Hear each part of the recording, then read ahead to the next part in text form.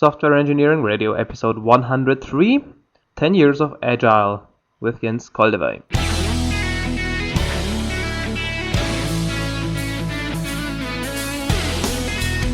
This is Software Engineering Radio, the podcast for professional developers, on the web at se-radio.net.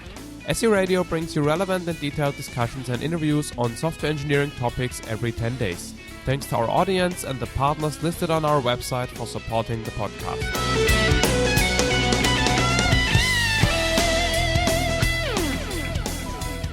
Welcome, listeners, to a new episode of Software Engineering Radio. In this episode, we're going to talk to Jens Coldewey about the introduction of agile development practices, processes, stuff into projects, environments, companies.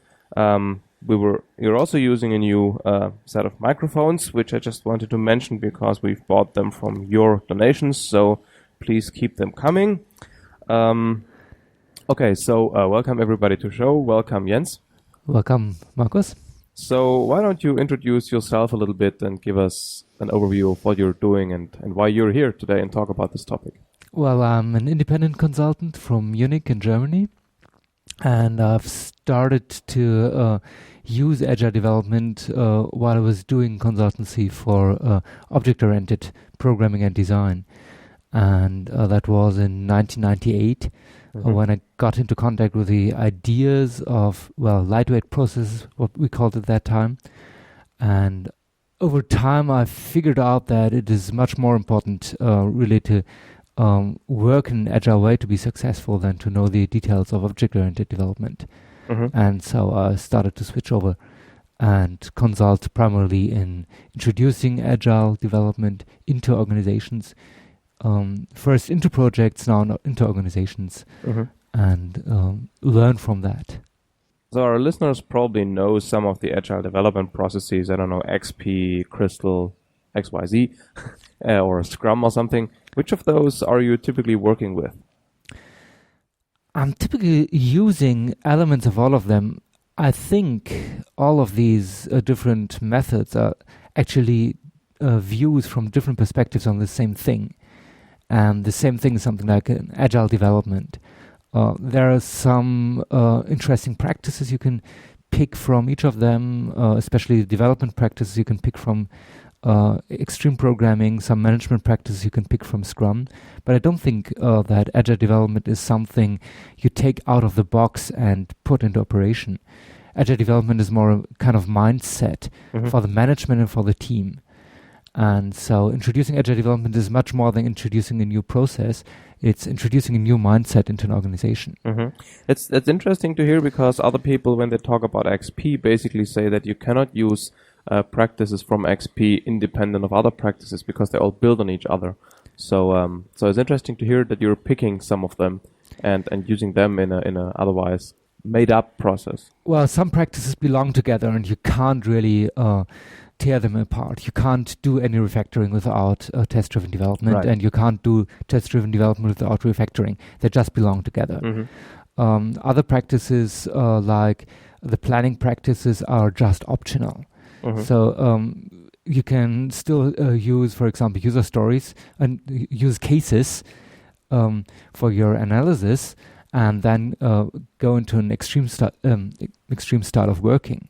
So you have to know which practices belong to each other and how. And the next problem is if you introduce something, you can't, or you can, but that's usually really hard and has a lot of resistance if you try to introduce all of these practices at once. You may have teams that are really fond of making frontier things and trying that stuff, but usually you have to introduce things step by step. And so that's a delicate balance you have to do. I guess there's also a difference between more hands-on practices like testing or refactoring, and on the other hand side, more organizational, large-scale things. And I guess for some of, I guess you can do testing without being officially in an agile process. So I guess this is another distinction where it's probably differently. It's easier to introduce some of them and not so easy to introduce others. I'm not sure about that because all the practices, no matter how you fit them together and which you pick, all the practices are actually about fast delivery over a long period. Mm-hmm. So enabling the team to deliver value very fast, but also to deliver value for years without getting into some mess. And this is more about mindset. And if you manage to get this mindset into the team, then the rest of the practice will evolve over time. That's just the way the XP team did that at the Crisis project. What actually was coined XP was a set of 12 practices out of about 50 they used. Ah, yeah, okay. So it's more or less arbitrary. Well, they did a very good job picking good practice out of that. But I've never seen two different agile teams working the same way. So it's also about people working in there. It's about the organizational embedding of the team. Yeah, that's what I meant. But I thought that if you decide to do 6-week iterations or 4-week iterations, and that means you have to change the whole project structure. Yeah, you have to change the project structure. You have to even go down and change the system of incentives you have in a company. Right. Yeah. And since you usually come to one point where it's really hard to change that, the higher you get up in management, you won't always come up with a perfect agile way to work. Okay, so in this episode we are going to focus on going from traditional, whatever that is, development processes to agile development processes. I mean, based on what you just said, introducing agile requires change. So the challenge is not so much to probably sustain an agile development process once it's probably implanted. The problem is to actually get there. Right. Why can't you give us a little bit of an overview of how to do this, and then we'll step through a couple of details? Well, there are actually 13 steps. Well, no, there are not 13 steps. Manager tools, you know the podcast. Right. The first thing you have to do is really to understand how the team currently works.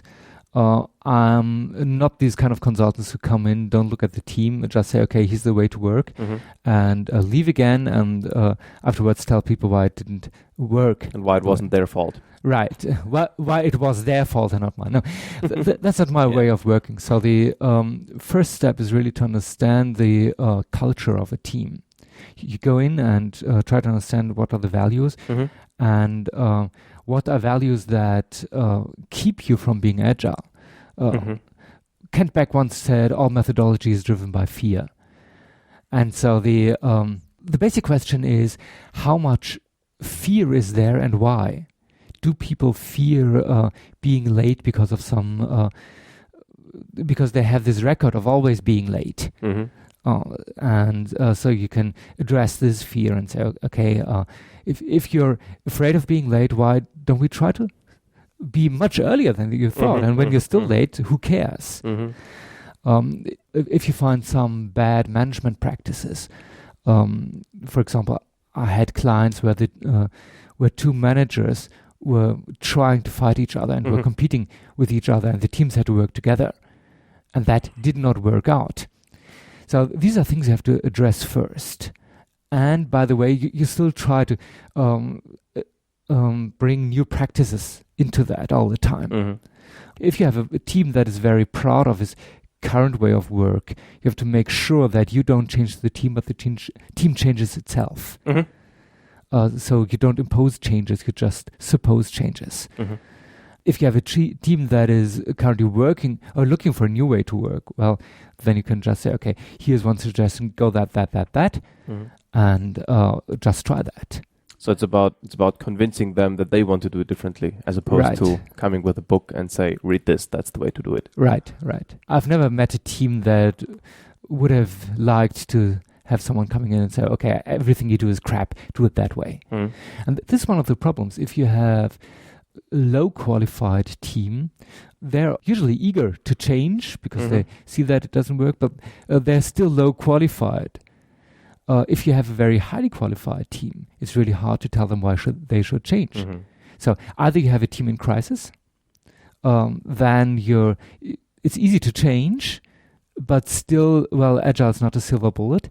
You still have to deal with the crisis. So you have to do much more than introducing a new process. Or you have a team that really works in a steady way of working, and where the management wants to improve some things. And the team says, well, we worked successfully for 10 years. Why should we change? There is this interesting research thing that I saw once where various stakeholders in a project were asked whether a project that officially failed was a success or not. Right. And that probably you know it. So the developers liked it because they could learn all kinds of new technologies and put it onto their CV. And so everybody had a different perception of whether the project was a success or whether it failed and why. That's a very interesting quote from Thomas Edison when he invented the light bulb guy. Light bulb, right. And he was asked, how could you bear failing for 1,000 times before you've had your first successful light bulbs? And he said, well, I did not fail. I just eliminated ways that did not work. Mm-hmm. And so the approach to failure and the approach to bugs you invariably do is one of the things you have to change in most teams. Mm-hmm. Most developers are educated still today that if you work good and sound and scientific and blah, blah, blah, then you don't make mistakes, which is, well, nonsense. Yeah. bullshit. Yeah. Okay, so you've prepared a bunch of examples Right. from your 10-year career in this space. And the plan is that we're going to go through some of them and look at the lessons learned from them. So the first one is called basically a process workshop. Actually, I don't know why it's called that way. So why don't you give us an introduction about the first example and what you learned from it? Well, the first example was the team I learned how to work Agile together with them. Mm-hmm. I came in there as an OO coach. Mm-hmm. The team had some experience with traditional host-style development, COBOL, PL1. So that was when? Which year? That was in 1998. Okay. Mm-hmm. So that's 10 years ago now. Yep.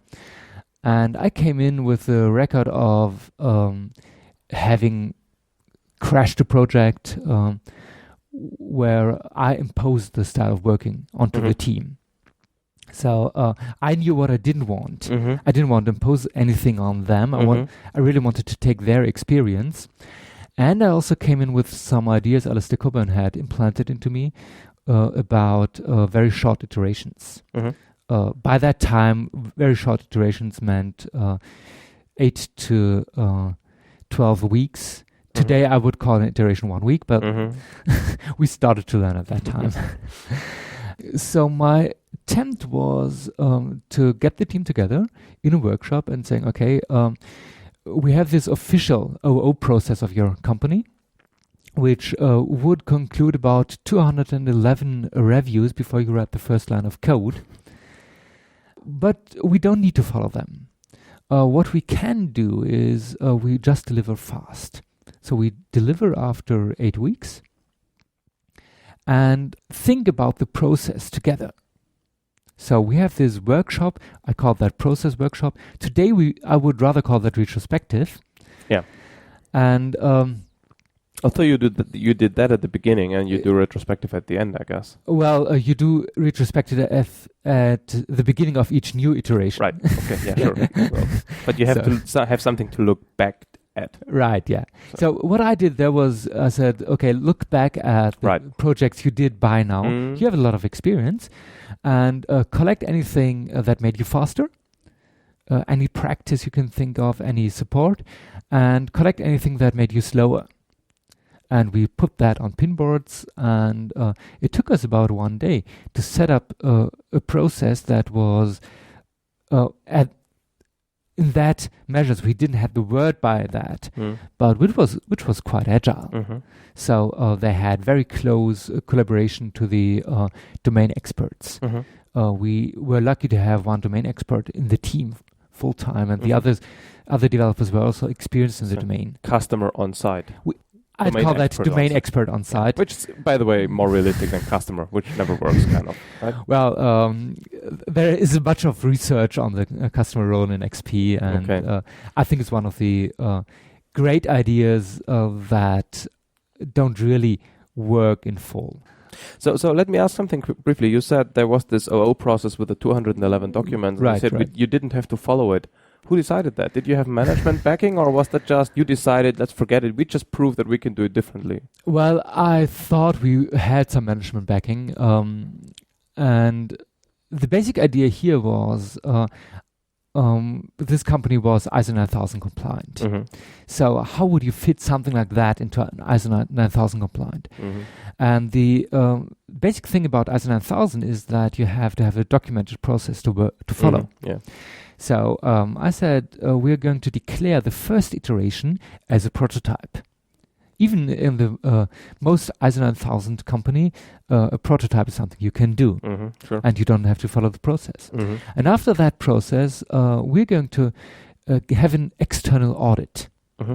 So I asked Alistair Coburn to do an audit of that project, and we got an audit report of about 2 pages saying, well, it's a great way to work, and here and there I would suggest improvement.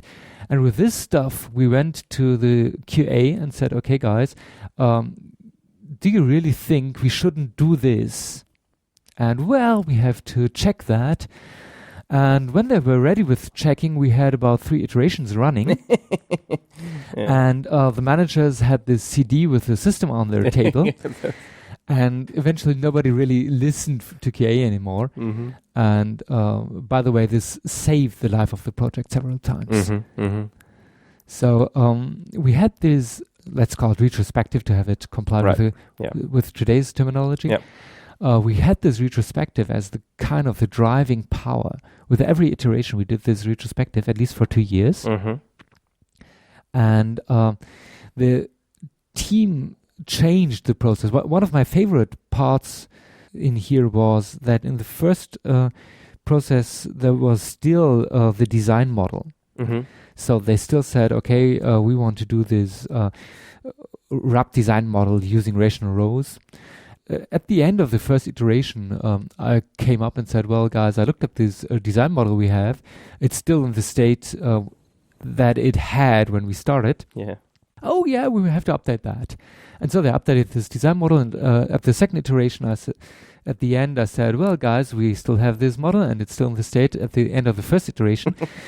And they said, well, maybe if we have time, we have to update that. And it took another iteration until we officially canceled that because no one looked at that. Yeah. And that was an interesting experience. I hadn't worked without a design model before. You had not? I did not do that before. Okay. That was still at the times when Don Roberts was working at the Smalltalk refactoring browser. And so we didn't have these nitty-gritty tools. Yeah, no Eclipse. Yeah, no Eclipse. Hard to imagine. Complete, do what I mean at the mouse click. We didn't have that. Yeah. Well, we had Smalltalk, which helped a lot. Was it a Smalltalk project? Yeah. Okay. The core was Smalltalk. We did some parts in ANSI C. We did some small parts in PL1. We later did some parts even in Java. Mm-hmm. But the core was a Smalltalk. Mm-hmm. And so I had never worked without a design model. And I had to learn myself how to work without a design model. Mm-hmm. And that was an interesting experience for me because I had the learning experience, the team had the learning experience, and that prevented me from going faster than the team. And this is some of the problems I still have to struggle today. I came in, I did lots and lots of really complicated refactorings today. And you start with a team that has no clue of what refactoring is about. Well, they know that you can rename a method, but they have no clue about this experience when the design suddenly starts to or a messed up design suddenly starts to dilute and a clear design emerges. Mm-hmm. And so we hadn't had that at that time. And so I introduced some of these techniques just like a submarine. Mm-hmm. We had these testing issues. And I had a little bit of experience with automated testing. So I downloaded what we at that time called Kent Beck's testing framework, which was later transferred to Java by Kent Beck and Eric Gamma. On the plane, Eric explained that in an episode before with lots of whatever alcohol they Almdudler, I guess, with Austrian Airways, but that's just an aside. Well, I'm doodless without alcohol, actually. Really? Oh, so I'm not, whatever it was. Let's go back to listen to this episode. I think it's 81. Okay. So today this is known as S-Unit. Yeah. And this had two effects on me. It was one of the best pieces of Smalltalk code I've ever seen. So I had a lot of learning experience about how to program Smalltalk. And on the other way, I said, okay, I won't do just consulting. I want to do programming too. So I had one of my parts off the critical path, and I did that using this testing framework. And I had some conversations with Paul Dyson at that time, and he said, well, I have seen this very interesting demo. I think it was of Kent Beck and Mike Feathers, and they actually do programming in the debugger. And I thought, well, that's a neat idea. So I started to do programming in the debugger, which worked extremely well in Smalltalk at that time. I've never experienced such good debugger until now. Yeah, sure. And so that was the way I started with test-driven development. And I showed some of the other programmers, well, I have this test case, and look here, I just hit this button, and then we have this green bar. And they said, well, that's neat. And another one started writing tests. And so this idea of test-driven development spread through the team like cancer. And when we did a retrospective, I think 5 years later, they said without the test-driven development, we would have failed technically. So this was actually our backbone, and anything else, we could have done it or not, but this was the essential thing. So what were some of the lessons learned you learned from that project? I think the most important lesson was really to put the team into responsibility, which means two sides. One, really put the decision about the process onto them, and the other is make sure that they also have to take the consequences. This idea of just starting with retrospectives and doing that is something I learned later is also the core idea of Crystal Clear. So this project is actually, or I learned later that this project was one of the references of Alistair Cockburn for Crystal Clear project, which actually had the positive part that I got a certification as certified Crystal practitioner. So this was one of the most important lessons. Don't you ever run without retrospectives, and use the retrospectives as the core tool to develop the process. You mentioned something that's actually very important, that is to develop the process. Right. I never talk about agile processes because these are no processes in the common sense.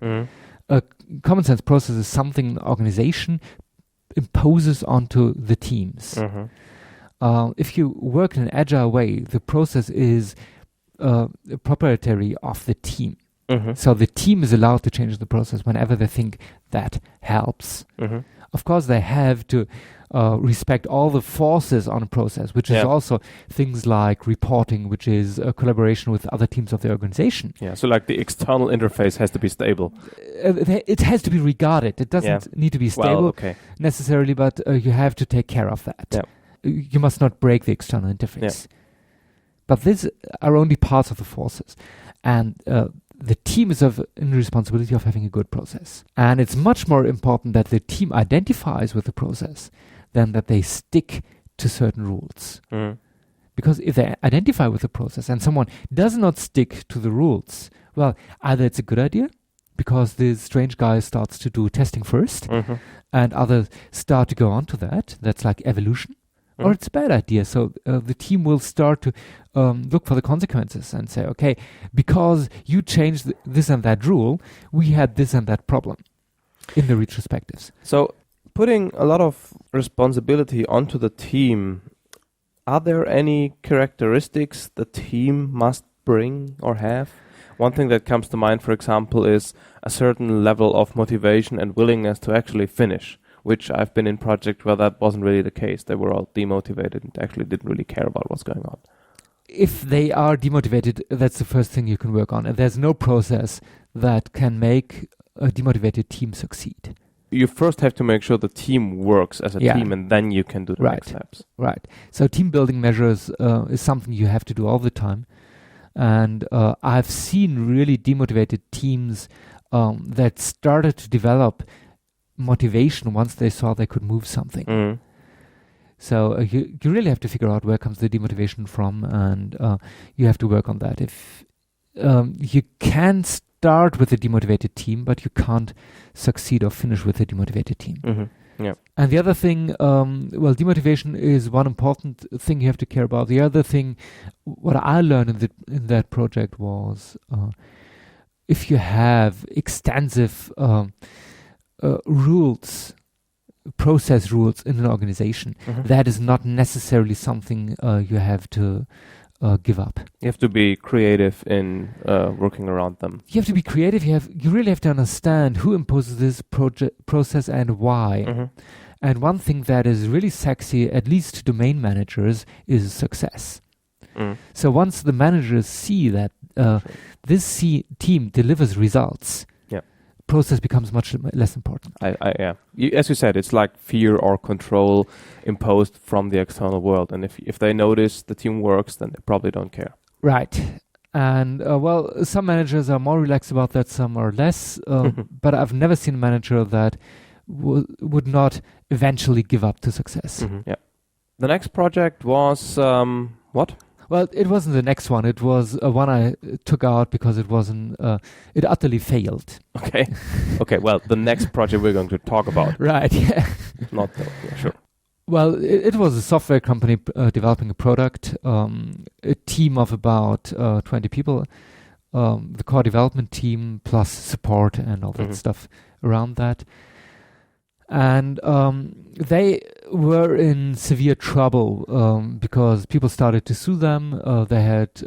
you mean legally? Legally, yeah. Okay. They had spent money for features they never received. There was nothing like a roadmap. No way the team could really deliver what they promised. Mm-hmm. And so they said, by the way, we have very little money. So what is the least thing you could do to help? And I was thinking about the success I had before and thought, let's try to have just monthly iterations and retrospectives. Well, no, the complete team putting them into workshop is too expensive for us. I've heard that before. And so, but if you can help us do the planning iteratively, that would really help. Yeah. So I was kind of tempted because I didn't have too much time anyhow at that time. So I said, okay, let's have 2 days a month of planning. Mm-hmm. And this planning sessions, the chief programmer was there and someone, we would call product owner, and the project lead and the marketing guy. And they were sitting together and they had long lists. And what we actually did was we went through this list, prioritized them. I told them how to draw the waterline, so how to do the estimation, how much you can do for one iteration. And then after 1 month, we met again and they made some progress. And so I thought, this kind of works. And after another 2 months, they came up and said, we have this business consultant here, and he said this is not enough, and thank you for your work, and he's going to do the project lead and going to change anything. So what this guy was, he set up some kind of, I think, V model or whatever. Mm-hmm. To my knowledge, this company still exists. They still struggle, and they're still far away from working agile. Mm-hmm. And why do you think your attempt failed? Well, I think this other consultant was right. It was too late and it was too little of a change. Mm-hmm. So I shouldn't have gone in there with just these very little drops. Yep. So you have to do more than just meeting once a month and help the team. Yeah. There's a starting phase where you have to implement the ideas and where you have to help the people to come over the first obstacles. Is it also that the team has to get the impression that you are in the same boat with them? Like if you are like full-time working for this company, your own quote salary depends on the success. If you just come there like once or twice a month, like talk the nice talk and then go again, you might not have the necessary credibility with the team. Well, working full-time is one way to become the credibility. More time. I think the other thing is the developers and the managers have to see success. And you have to spend enough time to enable them for success. I usually try to have about 2 teams in parallel. So I rarely spend more than 2 to 3 days a week with the team. But that's enough. Okay. And you really have to stick with them even if things get tough. Yeah. If you just lay back and say, well, that's all your fault, then you're lost. So you have to have credibility, but you don't need to work full time with them. Okay. Right. So the next example focuses on test-driven development. Yeah, I've picked that project because that was kind of completely different way. I did not start from the management perspective. I did not start from the process perspective. I started from the technical perspective. The background was severely struggling project. It was, I think, a 200-person project, one of these very large things with a financial service company. And they had forgotten a complete piece of their architecture on which all the other teams relied. And all the other teams were close to delivery. They said, well, we are going to be ready in 3 months, but only if this special piece of architecture will be there in 6 weeks. And no one had ever thought about this piece of architecture because they had thought they could buy it. But they couldn't because they had some very tight requirements there, and no of these tools on the market were even able to go near these requirements. Okay.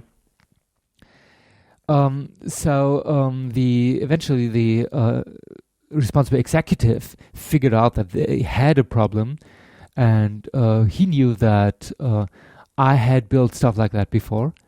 And so he called me in, and I said, okay, I'm doing this under one precondition. I don't want to talk about process. I want to work this team the way I think is right. And this sub-team, it was only a small team of 3 or 4 people who took responsibility for this piece of the architecture.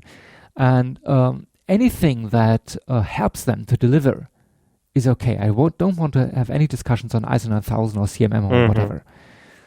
And he said, well, as long as you deliver and we can't see afterwards how you worked, anything is fine with me. So I had kind of process backup from upper management, from the executive level. And I immediately started with them doing test-driven development. So what they had done was a kind of small prototype.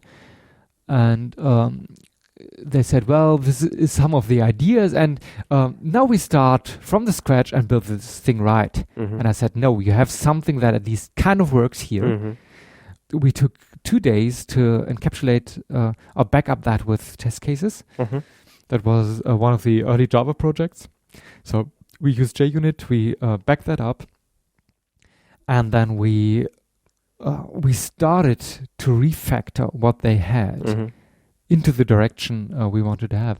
And as a result, it took us, 8 weeks until we delivered the first part of the architecture. That was enough for them to work. They had lots and lots of really strange requirements no one had done before. And so we said, okay, we're going to do what is standard. So you have the interface to work, and then we're going to talk about the rest. So what actually happened was, after 8 weeks, we delivered.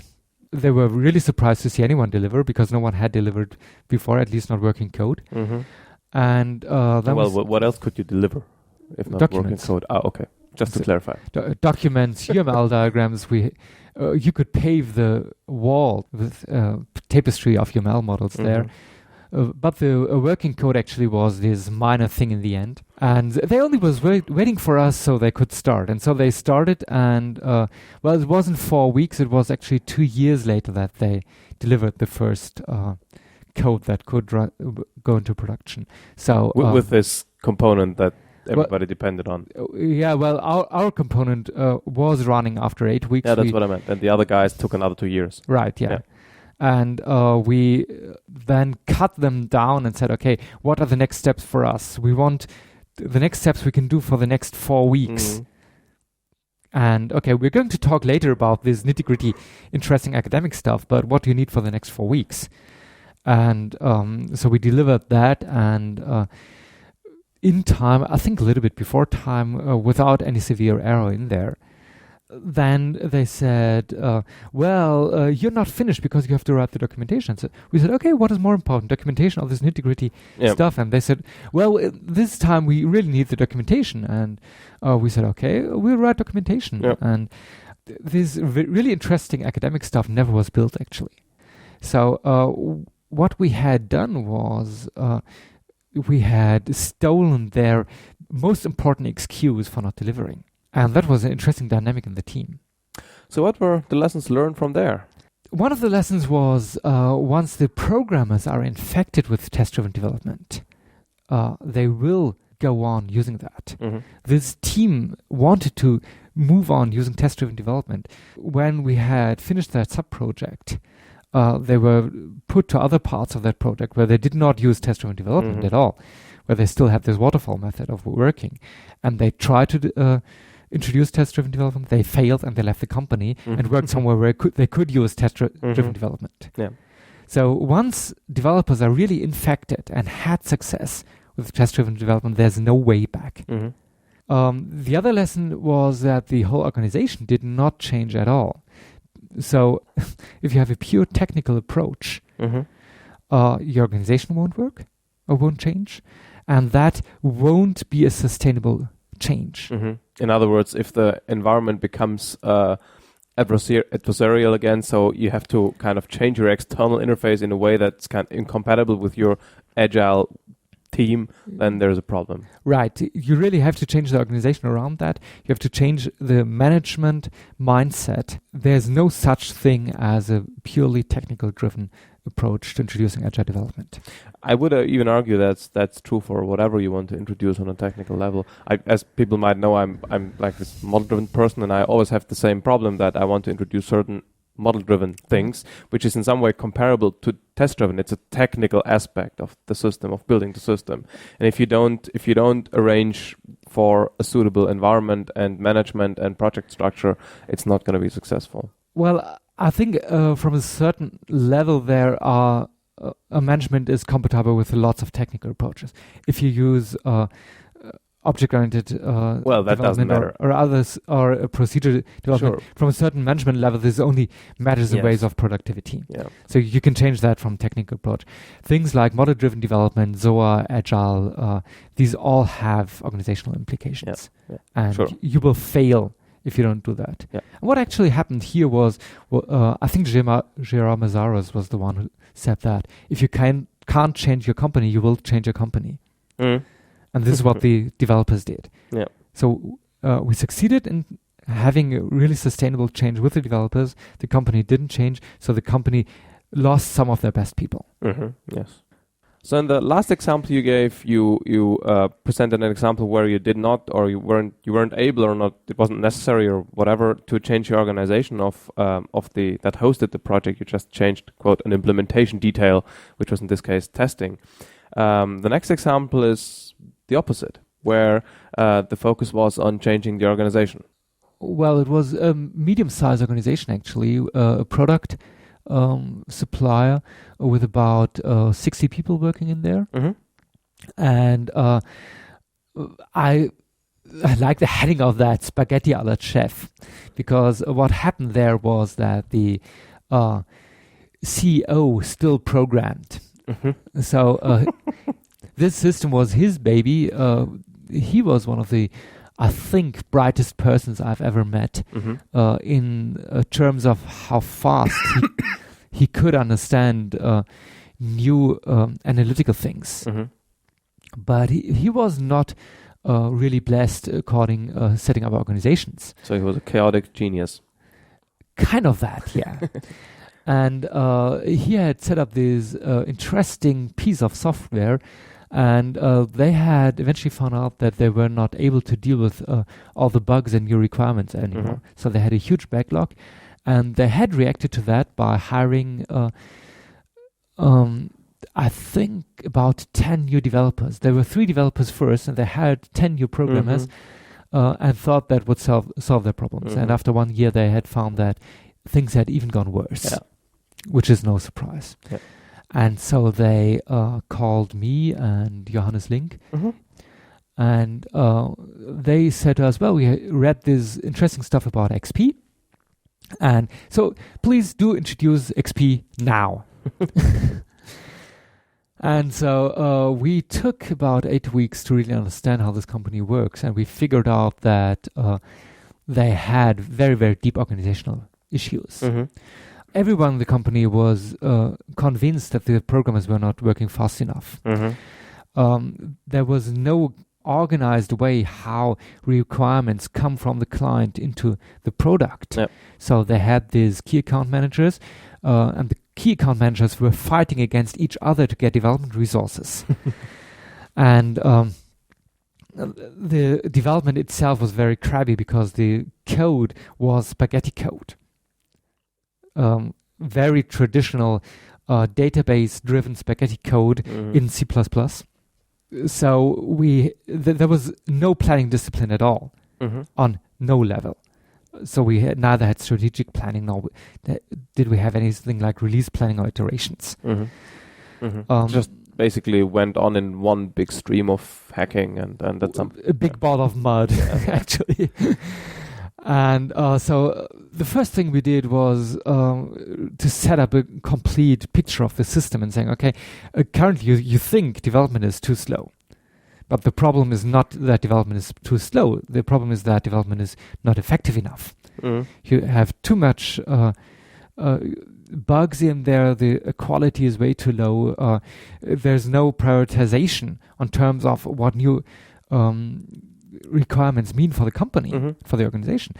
And all that stuff is missing. And so we're going to do 2 things. We're going to split the development team into 2 parts. One team is going to start in an XP style. The other team is going to continue with the way they work. They do start some test-driven development when they think it's appropriate, but we're going to work with the requirements process. We're going to work with the key account managers. So we introduced weekly, monthly, and quarterly iterations. So we have weekly iterations, monthly increments, quarterly releases. We introduced the Kanban principle of planning. The what? Kanban principle, which means you put the cards on the pinboard and the development team picks the cards. Oh, okay. So you don't have a push principle in planning, you have the pull principle. And you just say, okay, this is the amount of work you have to do as a development team. And it took the development team about 3/4 of a year until they really learned, oh, wow, we have the responsibility. And we have to care about. It's not anymore that someone tells us what to do. And that was a major change. The key account managers had to learn that it was not only development. It took us about, 3 weeks until the development really came up to speed and it really delivered every week what was in the plan. It actually was the time we figured out the velocity. And once we had the velocity, we could do reliable planning. And the project manager said, well, that's interesting. We have plans we could rely on. But I was very mean. I said, well, no, you don't rely on your plans because all we have now is the velocity for getting things into test. But it's your responsibility as key account managers, that's the way they were set up, to test that stuff. And no one tests. You throw in all these red cards, things the client calls up and that break your iteration planning of the week, but it takes you 3 weeks to plan. So they got rid of all these throwing in red cards, going aside of the planning. They went into the plan. And about 3 months later, I always had this fight with the guys and say, no, this is the process. You're going to stick to that process. And about 3 months later, one of the key account managers said, guys, what the heck are we doing here? We're still fighting each other instead of sitting together and really trying to get out of this mess and figuring out what is really important and put that into.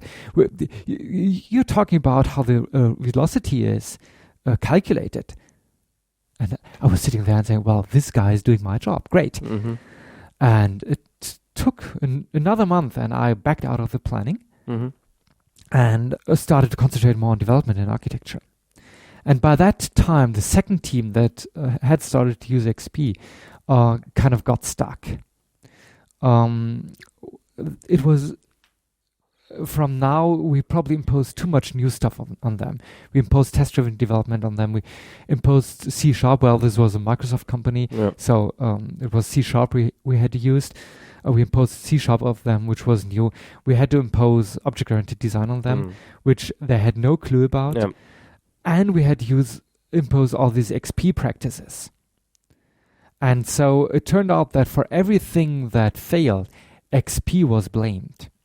And we kind of sensed this threat that the organization would switch back because this one project failed. And so we stood up and said to the executives, okay, guys, that was a nice try.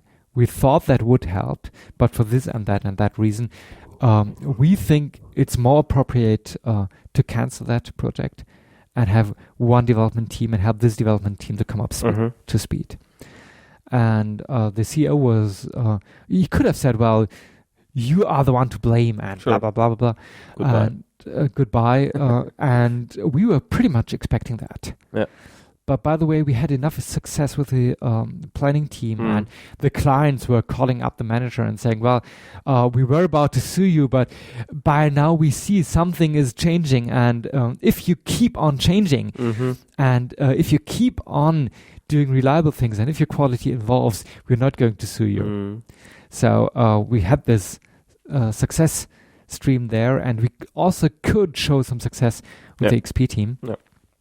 And we said, okay, these guys have learned some stuff. They have learned how to set up fitness tests and so on.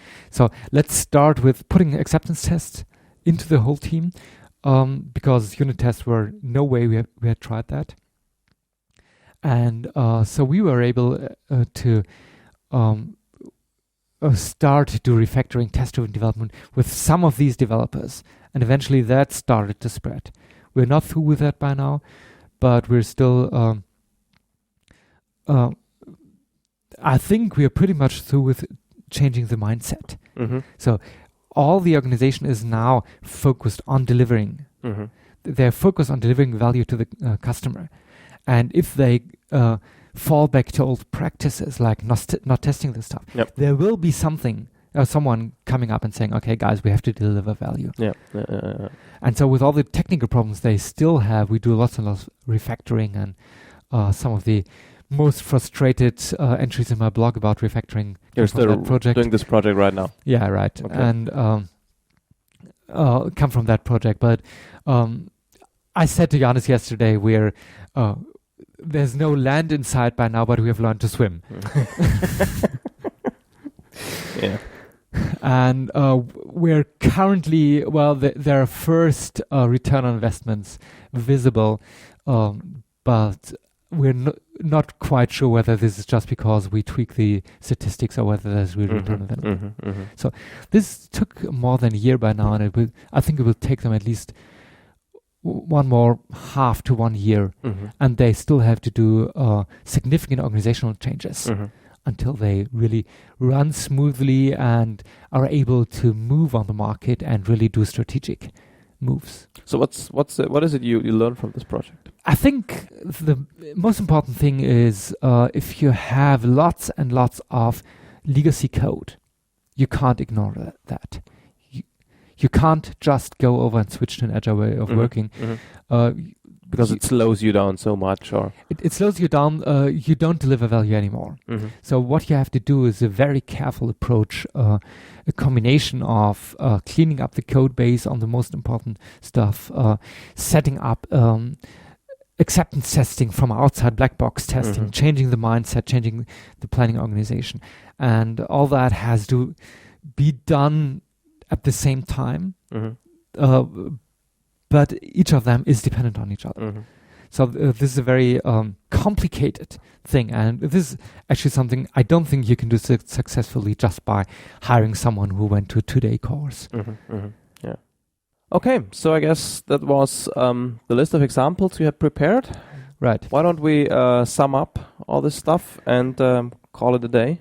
One of the lessons learned is retrospectives of the core of Agile development, which pretty much complies to what Alistair says, crystal clear as anything you do if you do regular retrospectives.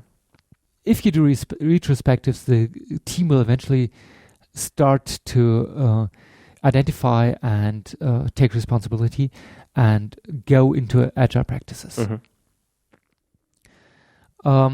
There's another lesson is there's no such thing as very light coaching introduction.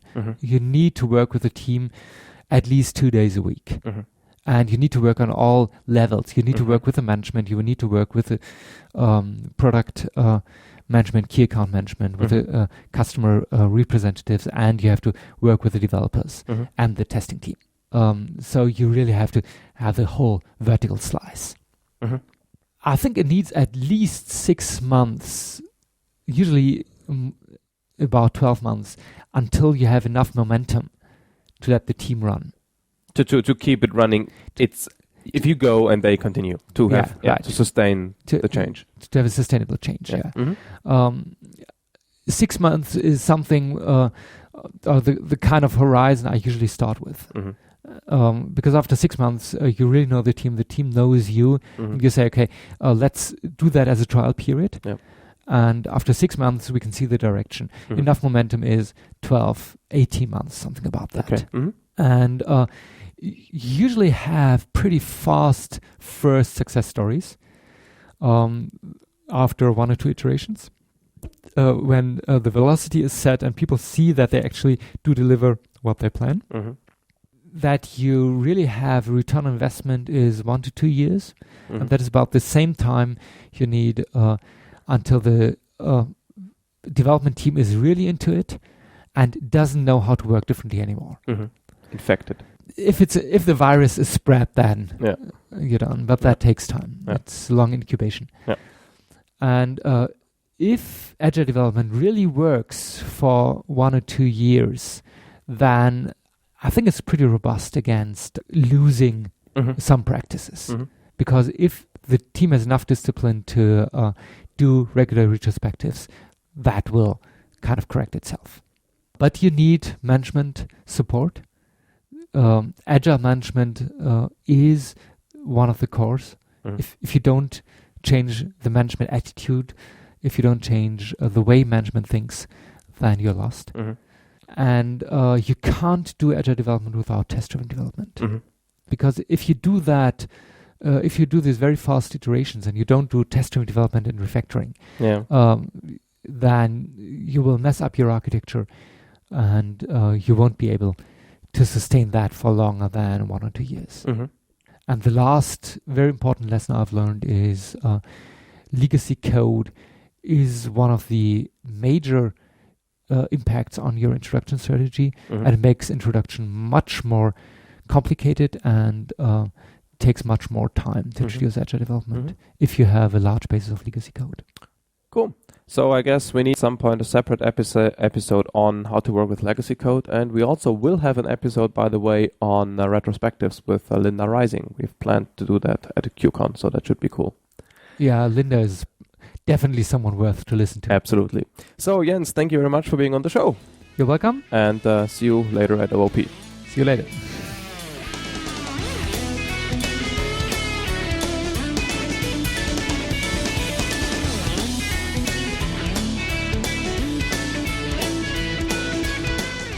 Thanks for listening to Software Engineering Radio. If you want more information about the podcast and all the other episodes, visit our website at se-radio.net. If you want to support us, you can donate to the SE Radio team via the website, or you can advertise for SE Radio, for example, by clicking on the Dig, Reddit, Delicious and Slashdot buttons. To contact the team, please send email to team@seradio.net, or if it's specific to an episode, Please use the comments facility on the website so other people can read and react to your comments. This episode of Software Engineering Radio, as well as all other episodes, are licensed under a Creative Commons license. Please see the website for details. Thanks to Charlie Crow and the Podsafe Music Network for the music used in this show. The song is called Vegas Hard Rock Shuffle.